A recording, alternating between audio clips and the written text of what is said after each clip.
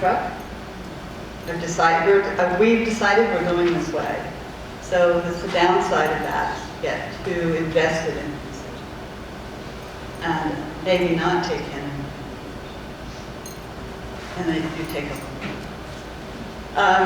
Consensual decisions are decisions where people have had a chance to say, yes, I like it, or here's the problem I see with it. It doesn't necessarily that everything is whatever that word is.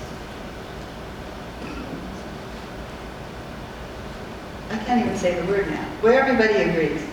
Consensus. Consensus. Not unanimous, that one. They're not always unanimous. Anyway, so the downside of that is that a lot of times you wind up going to APTi, you wind up in groupthink. Because there's such a desire to get involved in, the group. And another downside is it does take a long time. And some things really, the people in the room don't have the expertise. Okay. Quick decisions. The downside is some things are permanent. You can't change them. So some quick decisions could be a bad decision. And you may not get input from key people. One of the things I loved about Holacracy is that they have something called integrated decision making in their governance process, and it takes all of these needs into account. That's one of the things I really love. So these are the patterns, and the drive is there. Now, the most important thing, one of the most useful aspects of interaction styles are the interaction dynamics. Now, a dynamic is a process that helps maintain the pattern. So the dynamic is that interplay of processes, and that we have preferences for one side over another. And so chart the course and in charge prefer directing communications, telling people what to do, get through the task. And those with behind the scenes and get things going prefer informing decisions. So they like to give the information, leave the option to you to act if you want to or not. And when you try to use them for other purposes, then you have some problems. You could do a whole day workshop on that dimension alone. And this is the first thing that David Kersey said. He said you can be role directing or role informing after he looked at the full 10 minutes. So then we can go 4 to 8. But then he said there are people who tend to be responding, or they tend to be initiating. And that's one of the core facets. I think it's a core facet for extroversion, introversion on step 2. At least it was back in the day when I went to step 2. So this responding and initiating, it's not all of extroversion and introversion. It's about who's going to define the relationship, you or me. Who's going to make that first move in the relationship. So all of these have some relationship definitions. And everybody has something in common. I'm not going to go into the detail about that. But chart the course wants to have a process, get things going, wants to be in a process. And behind the scenes wants control over the resources and the outcome. To get that outcome. And in charge wants to get the outcome. So they focus on the outcome. Okay, so some things they have in common. And those are listed on that handout that I gave you on the images. Okay. So now, where's interaction styles with the type code? So find your interaction style. It isn't a perfect match. It's a match of pattern. So the patterns match. The themes match. Let me see, I should have you do something by about now.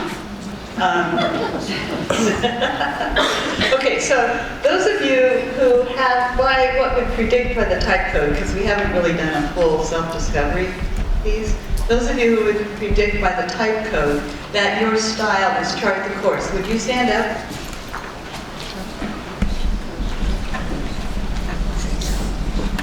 Okay, we got some. Okay, now you sit down.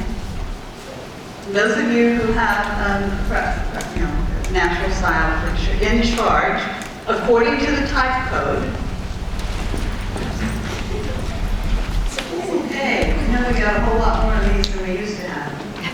Just put my answers. Thank you. temperament. Now, those of you who have a get things going style, would you stand up?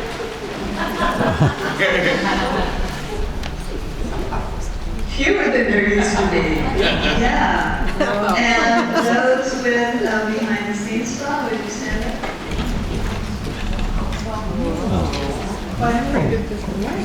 Now, go ahead and sit down, please. What's interesting to me is that in the type community, because I've been kind of doing research in my mind all the time, the distribution used to be more get things going, and behind the scenes with some chart course and not much in charge. So it's nice to have that kind of balance. I think we're seeing evidence of that kind of balance in the way things get done around here. If you've been on the board, I was on the board years and years and years ago, and then now, you see things. Okay. So hopefully that gives you a little glimpse of what that pattern is about. And you don't have the target, the arrow in there, but you've got the little themes on that page for your homework tonight. I'm sure you're going to do that. And you have the type codes on the back of the page. In case you're in a session that's about interaction style, you can quickly reference that. And now let me see what happens when you start watching people walk. Okay. All right, so that's one lens. What's another one? Well, this is the one that's been around for a while. It's called temperament. We called it, we changed the name because there are too many temperament models, and it is the green one of those, green stripe. Now if you look here, you see the same dichotomy. So these are the temperament snapshots that are somewhat holistic. They've been around for a long time. I've learned some new things, so I'm about ready to edit them again a little bit. But anyway, if you look at the back, this is a temperament matrix. So things are not in the same place again. Oh my God.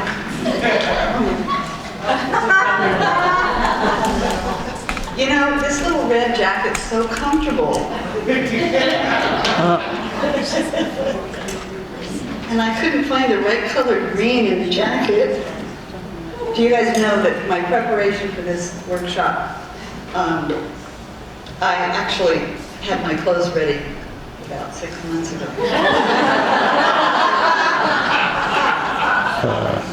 When I got the PowerPoint finished. About 12:30 today.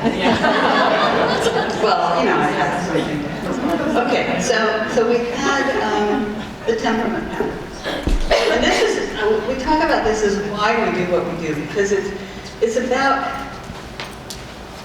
what deeply motivates us, and that's why we started calling it essential motivators. And I started doing that actively. We talked about it for a while. I started doing that actively when we developed Matrix Insights, which is an online coaching and team relationship tool and development tool. So, because that was targeted at the businesses. I lost the battle on the colors, though. So the color coding, if you go there, the graphic designer wanted something different. So it isn't going to match, but if I ruled the world down. So we have the temperament patterns. How did you choose the colors? It was an accident. Totally an accident. I really like trees. And so when we put the cover together, took a photo of something that I had, the big trees I had taken and put it on the front. And my son designed that image. So we changed the photo again. And then we found leaves, the red ones with the leaves. And it was that picture determined what color it was. And guess what? You mix red and green and you get brown in pigments. But that's two parts oriented, so we won't go there. Okay, so this is about the deep motivators we have. And what is that pattern? Well, there are these core psychological needs. And if these needs are not met, we go to great lengths to get them done and to make sure that they get met. And if they're really not met, we become dysfunctional. And those needs become symptoms, and those are unconscious. Very hard to consciously manage them when your needs aren't getting met. So that's when you need a friend to help you. So we have these core psychological needs, and related to those are some core values. Not the values that you have from your religious upbringing or your culture, but the value, just a broad set of values. They relate to Spranger's value types from the 1920s. And then there are talents that help scratch the itch that the needs create, and behaviors. How this target came into being was, I was working with the school district and the teacher center, and they were creating handouts. And so we were making a little matrix, and they were just putting these characteristics there. And I said, no, it's at their core. And I had this gesture, and after that, we put those words randomly on there. And then Alice Fairhurst, preference is INFJ, some of you may know of her, put them in parallel construction on the target, so every word has a corresponding word on the target. It's an incredible gift to the field for that. So this is, you're targeting the core always here. And if I were going to follow the way I think the theory goes, I would start with temperament.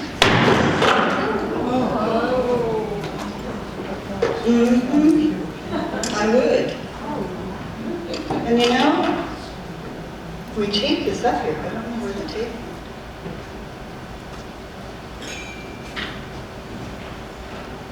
It doesn't need that to go.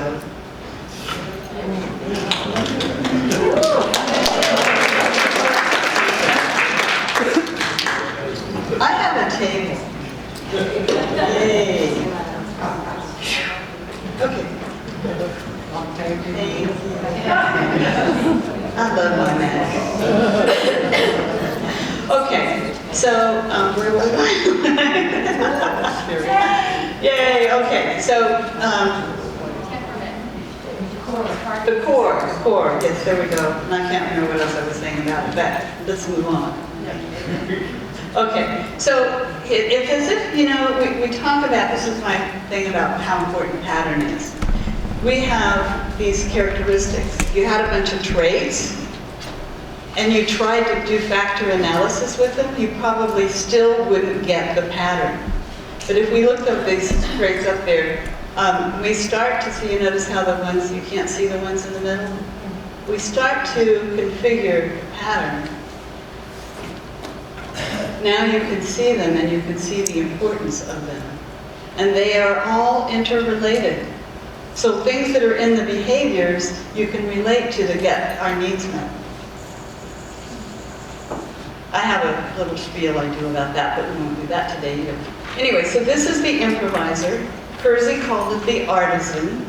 We stopped using that because people said I can't be artistic. I mean, I can't be this pattern because I'm artistic. And they also, if they were the CEO or an MD or a PhD, an attorney, they kind of didn't see themselves as artisans because of the meaning they had. So that we stopped using that word, and we wanted some words that were related to what they do well, and to improvise, to be very adaptable, and to have this freedom, the need to have the freedom to act now. And that phrase used to be, I'll just put it out there, used to be impulsive, or impulse. And Judy Robb, another improviser, gave me the gift of coming up with this phrase as one that really worked. It's when there's something that they see needs to be done, or that they want to do, there's this impulse to act on it. It's not about being impulsive. It's actually painful to not act. All right, so there's that tuning into what's out there. And then they also have this need to be free, and they want to make an impact, to have an impact, to see a result from what they're doing, as evidenced by something on the computer screen or whatever. Okay, so this is the core needs, and then some of the values for them, immediate adventure, excitement, and so on, variety. And then the talents are tactics. They are really good at thinking of what needs to be done. So that's a talent they have of what needs to be done. What actions do we need to take? You can do tactical planning.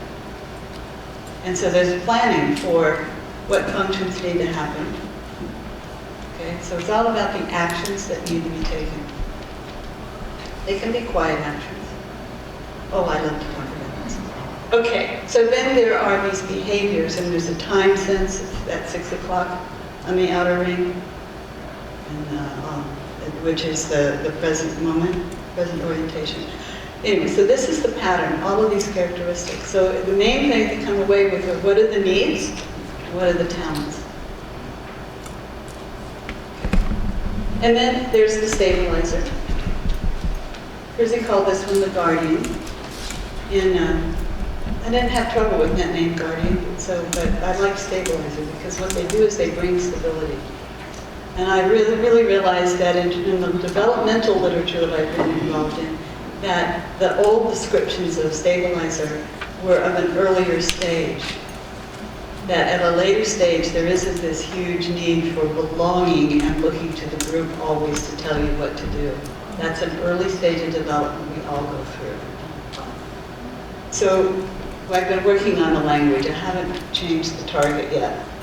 But membership is about having a place to contribute, not so much about just belonging.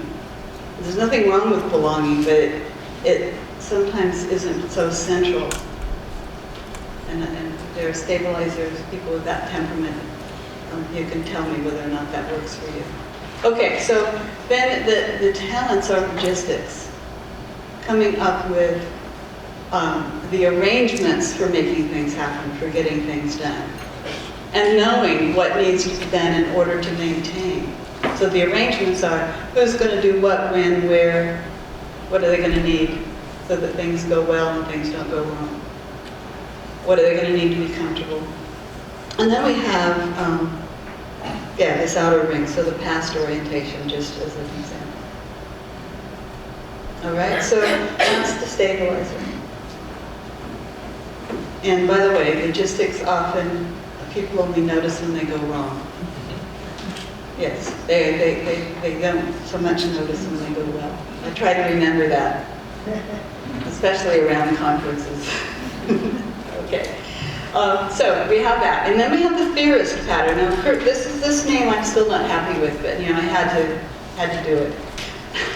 So this is what Kersey called the rational, and most people like to be rational and not irrational, so it was attracting too many people as a name. And so we called it the theorist, not so much because they're always theorizing, although there are a few of us who do, but because they want to know the foundations of something. And sometimes it's about making those foundations, put them to work practically. The need is for mastery and self-control. To have a whole toolkit of things and to be competent.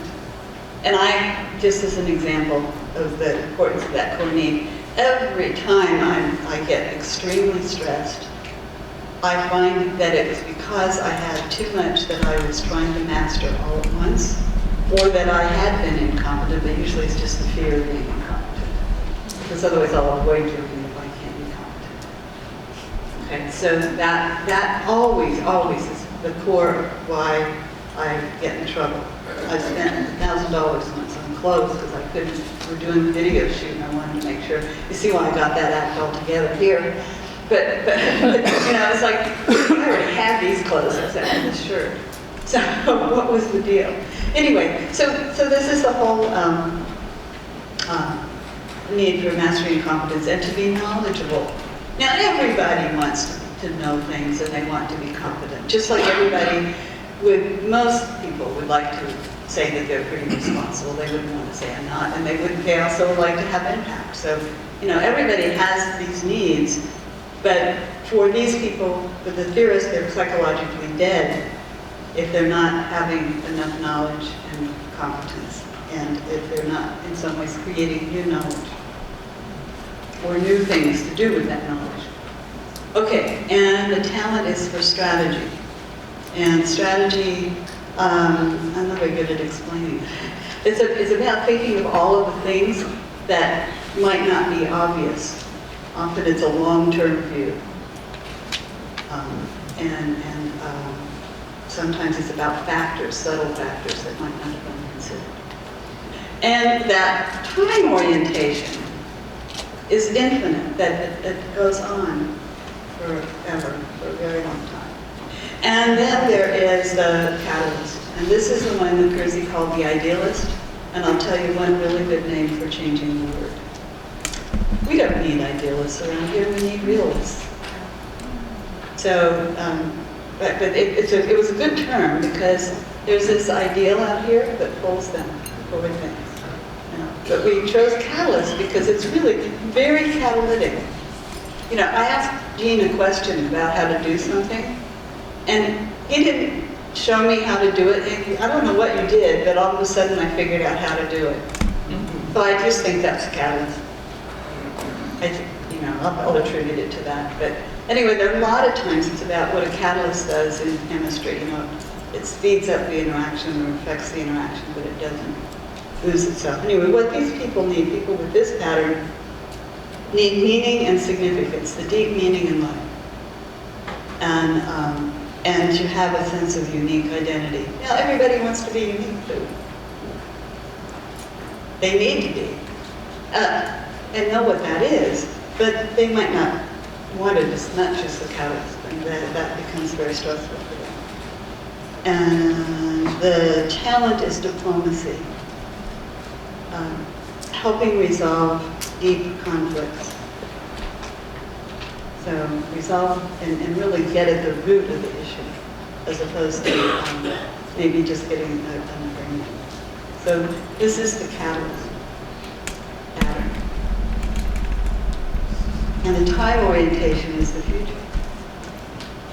There's always this pull. So here are the key things that you need to know. And if you look at the little themes as you go back tonight into your homework, or later, those little 4 patterns of the 4 temperaments, the first sentence or two is built around this the needs and values and talent.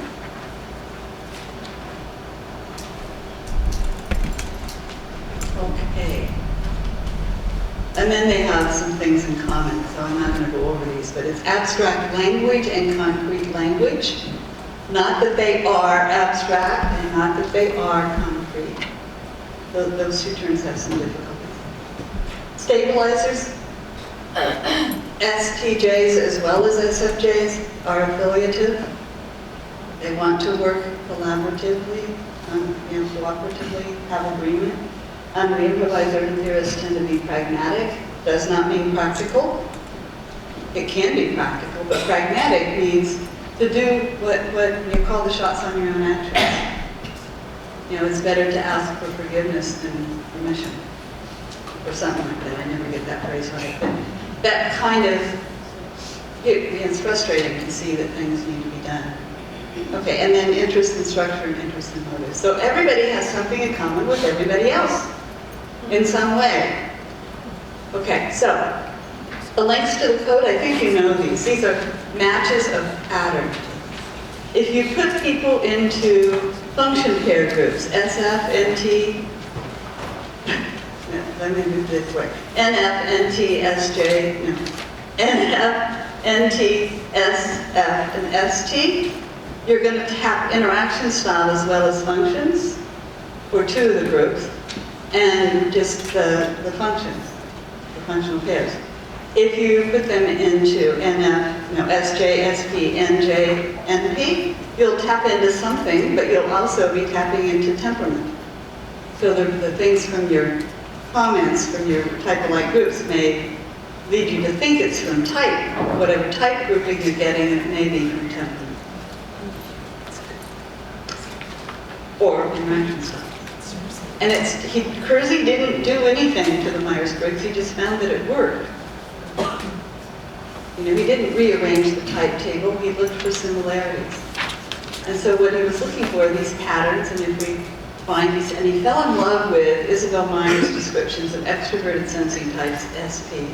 and introverted sensing types, SJ, because he felt that that describes some patterns that haven't seen for a long time, at any place that had been around with such. And then he said, well, if we look at the others, we can find the other temperaments by grouping them as. Okay, so perspective shifting and perspective listening. So, I talked to you about the team that, the woman said, she said, I'm a guardian is what she said, because it was a long time ago. So I'm a guardian and you have to listen to me, because I'm the only one here. There was also on that team somebody with an improviser, artisan, and he said, the people with NT preferences, the theorists, were up mapping out some kind of schematic, and he said, you guys go ahead and finish that up, and when you're done, would you, call me and I'll come back and see what I can do to help you achieve it. And the CEO thought that was great because he was up there and he went, oh my gosh, he got caught, not honoring differences. Anyway, so perspective shifting and perspective. So this is a test. All right, so here's your test. Here are 4 perspectives. Okay. I don't know if you can read them. I'll read them. Shall I read them to you? Yes, okay. What you're listening for here is the improviser perspective, but when you see and when you have some thoughts about 1, 2, 3, 4, which temperament perspective it is, I want you to just, jot it down. So, Sue was unhappy with her committee. She's always loved to pick up the pieces when the leader leaves early and is never recognized for doing it. Besides, she doesn't feel she has the authority to do everything that needs to be done.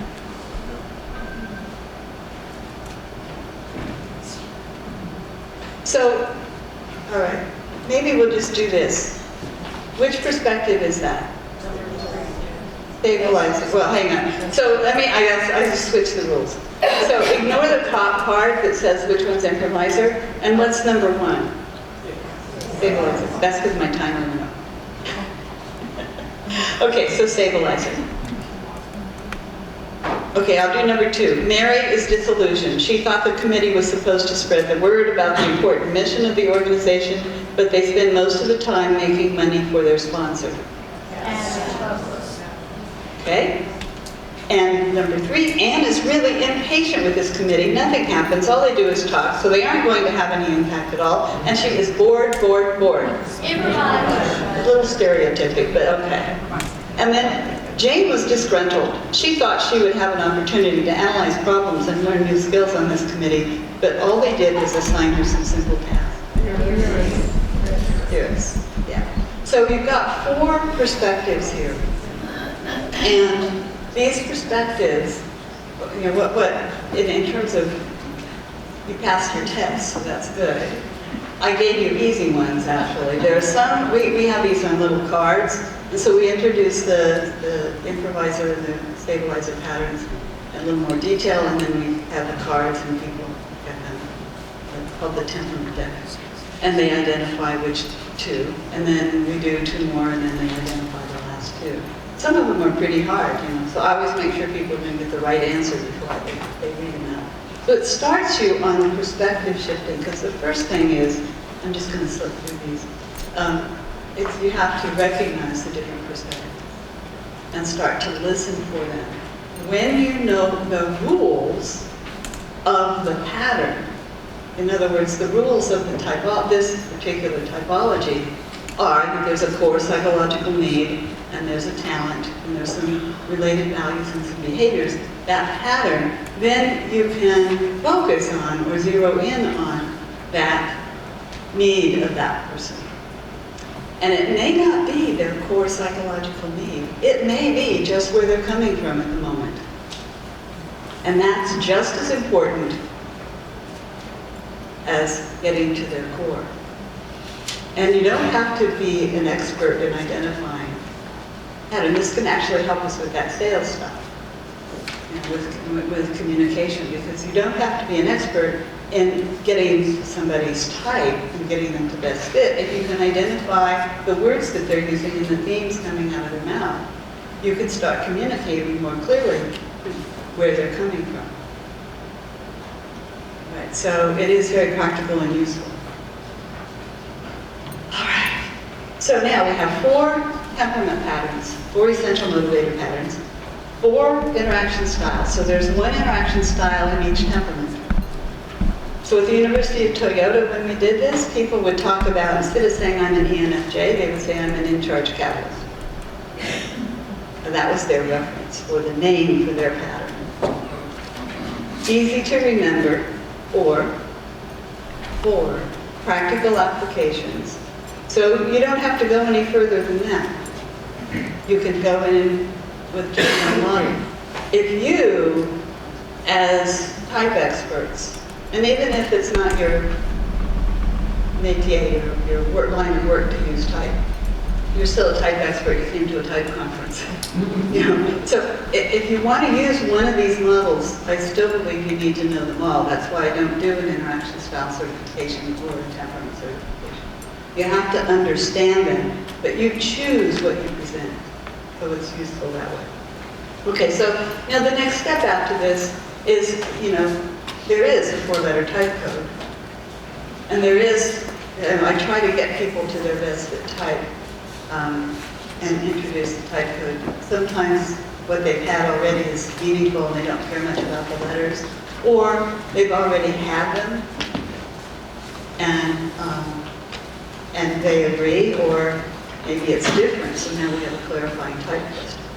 And we use narrative descriptions for these and help people do them. So we also, this is a good time for, well, any time after you do self-discovery, it's a good time for getting the data point, the instrument results. I try to get people to do self-discovery first, but that's more about the methodology. So, okay, so here we have this. So now it's time for the next lens, and I have to change my clothes. And I was going to be good at hanging them up, and I just ironed this shirt, so maybe I should. Hang them over the back of the chairs. That's what I was going to do, but it takes too long. Make that long. Okay. The next one is, okay. And I needed this all day. It's cold in this room. Okay. So, cognitive dynamics. It's where, it's this dynamic process, and it's when we are inclined to engage 8 different cognitive processes. And the pattern of which processes we tend to use most, which ones we tend to give privilege to, and the dynamic interplay of those processes. That's just an abstract way of what you usually say about type dynamics. Okay. So, what can this 4-letter type code tell you? It is so, if I know somebody's type code, they tell me, oh, this is what fits me. Not necessarily their instrument results, but if I have I get temperament, I get interaction style, and then I have this understanding of type dynamics. So you get a lot out of the type code, but what did it really mean according to Jung? So John Beebe was somebody that, well, first of all, I started doing APTi qualifying programs in 1997, I think it was, with type resources. And Kathy Myers had a conversation with me while I was packing my suitcase about 11 o'clock at night to go home after the workshop. And she explained to me how she did type. And it was based on, and then it was, okay, I can't remember the name of the book, but there was a book, I read it on the plane on the way home. But it was really about, starting with what the processes are. And it led eventually to us finding a way to explain the processes. So on the blue handout, you see on the front of it, you see the definitions of the 8 processes, according to Linda. Well, I guess a little bit, Linda and Dario, we worked on these, and then I know like some of his. And, giving plain English names like experiencing, reviewing, interpreting, foreseeing, segmenting, analyzing, connecting, and valuing. There are probably a few of them I would change, but, Once it's in print, it's hard. So, but the idea was that it's really a pattern of how we use those processes. How much do we privilege one over the other? And that's what the type code tells us. So in 1974, no, that was when my daughter was born. Oh, whoops, I'm sorry. Everything's dated in my life by type conferences and when my children were born. My marriage preceded all of those. So anyway, So we used to do E, I, S, N, T, APTi, separately what it means. And then we would spend about 2 hours having people crack the code. And they had to take that exam. So they were really uptight about that. And they had to unlearn some things. So what I got from Kathy was the sense of a way to do it. And at the time, John Beebe was doing lectures on what he was seeing in his analysis. And so we have these cognitive processes, as we call them, function attitudes, some people call them. And it was a fun time because we were all innovating new things. And one time I got tired of doing E, I, S versus N, T versus F, J versus P because I had so much unlearning to do. There's so much about something about that, the J and P thing got in the way. So I went in and I gave people an experience of extroverted sensing, just with a guided visualization. Draw your attention, look around the room. It was really primitive and overly stereotypic, but I wanted to get people to have a sense of both and, not either or. Because no matter how many times you tell them it's both and, they say, oh, I'm a sensor, so I don't do this, or I'm an intuitive, I don't do that. Well, that's not true.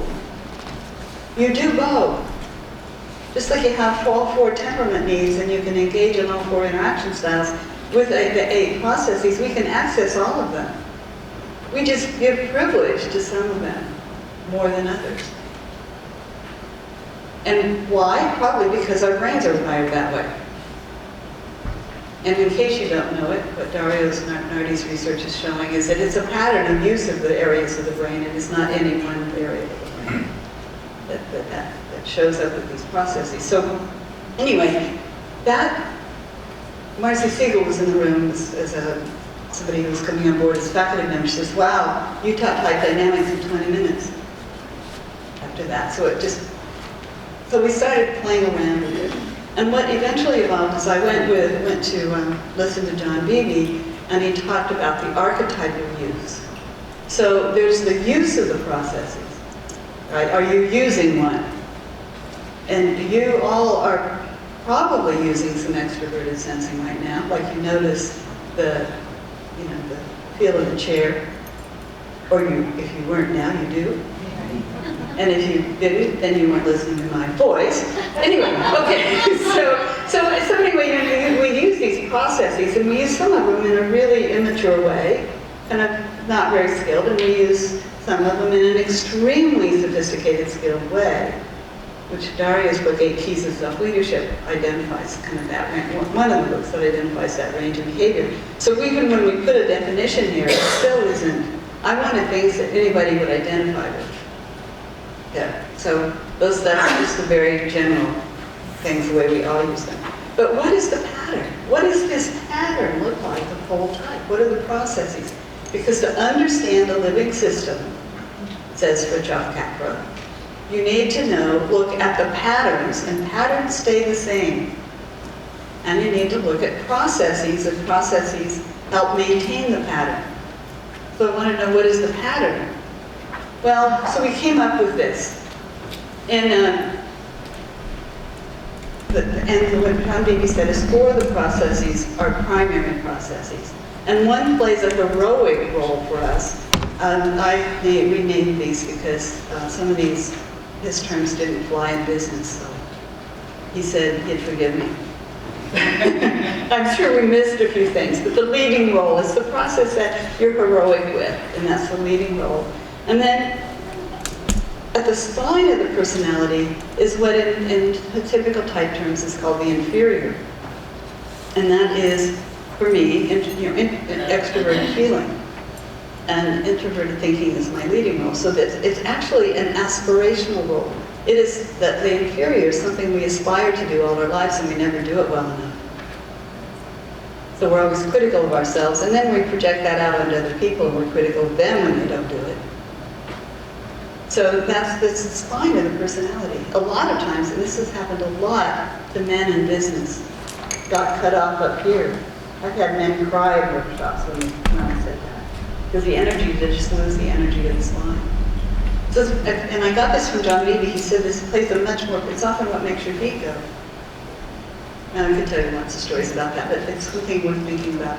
And then there's a supporting role, which is the auxiliary, and a relief role, which is where we play and it helps us out.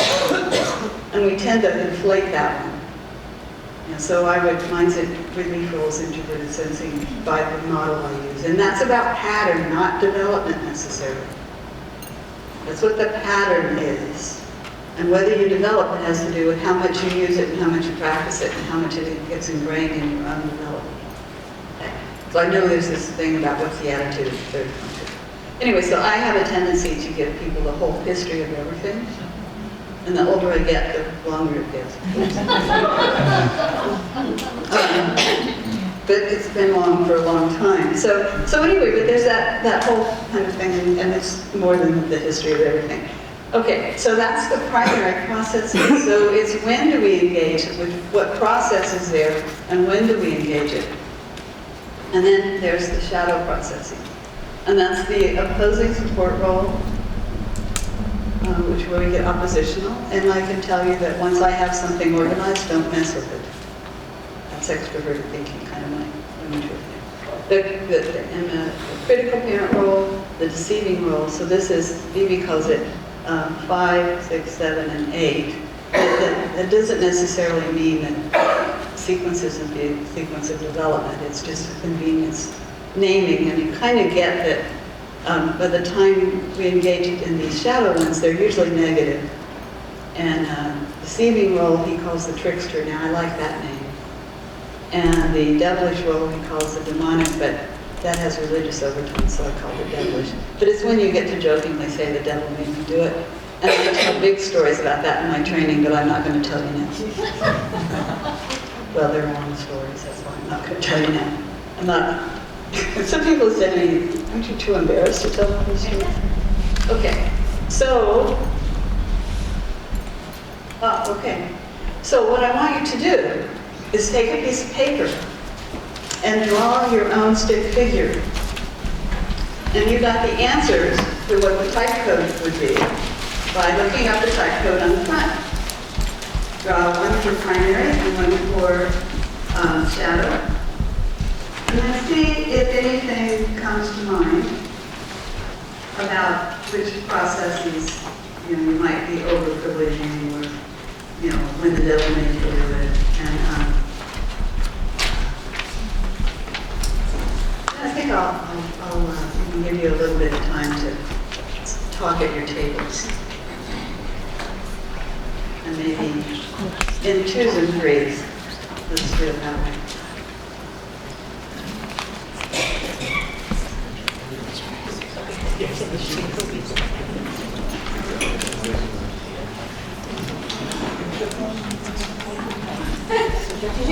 So out of proportion.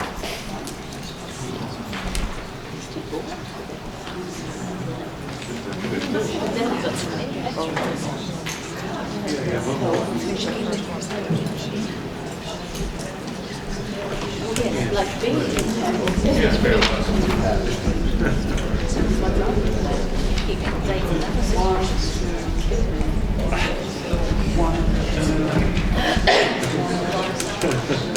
So now you have to take a few minutes to share a story about anything that popped with you. You're down to 12 songs. Based on this. Yeah. The shadow one, so it's the same thing, but it's the opposite attitude.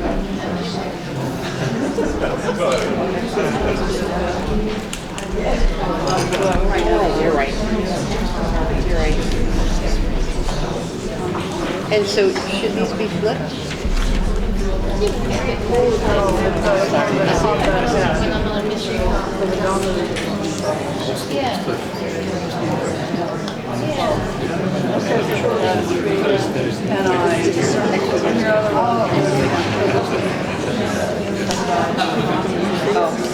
Thank you.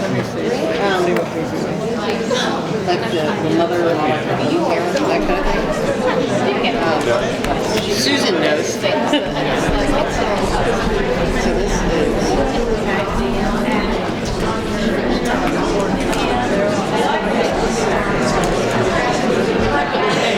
so I think he's looking for the adults.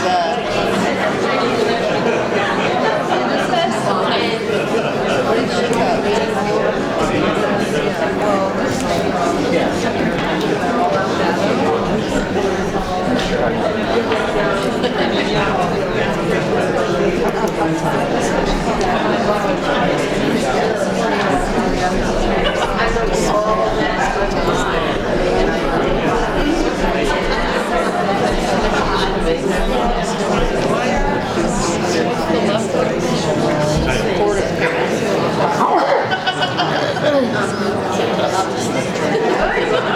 Aspirations, what did you call it?